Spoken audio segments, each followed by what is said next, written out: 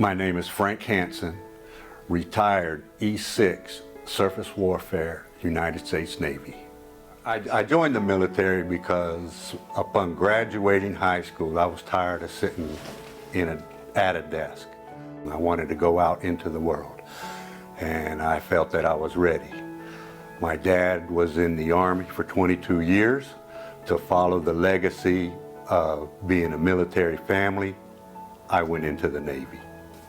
When I first went to boot camp, day one was scary. We had traveled from Fayetteville, North Carolina by train to Orlando, arrived there, thrown into one big room. Everybody slept together that night. The next morning at 4 a.m. we heard the trash cans being bounced around the floor to wake us up. And then from that day forward, we were running. The only thing I can compare it to now is watching the first day of Survivor, when they jump off the boat and everybody swims to the island. Some of the things that I remember that stand out would probably be the camaraderie. There's something to say when you're in the middle of the ocean and nowhere to go, but you're still running drills, wartime drills, firefighting drills, and things like that. While my son was growing up, I very seldom saw him because I was mostly on a ship. And ships don't do you any good when they're tied to the pier. So we're always out to sea. I think one of the hardest things I had to do was stand on the ship and drift away from the pier as my son is watching. I can recall one time being gone 11 months out of the year. So when you miss a whole year of your child's growth, it's strange. It takes some adapting.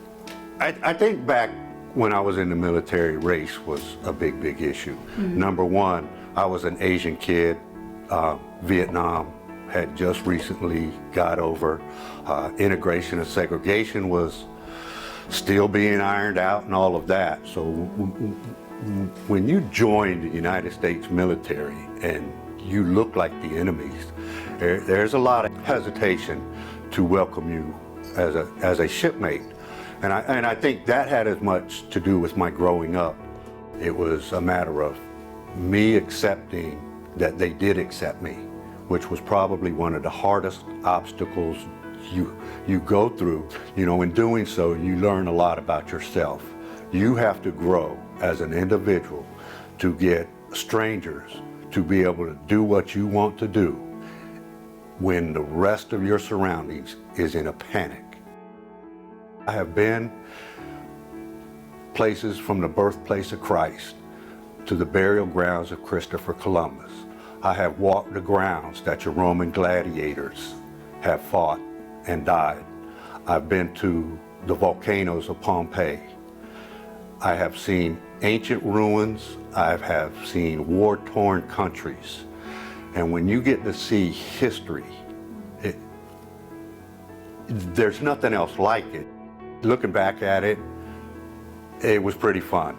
It's something that you see guys coming together, strangers just coming together, helping each other from day one, because we knew we were a group.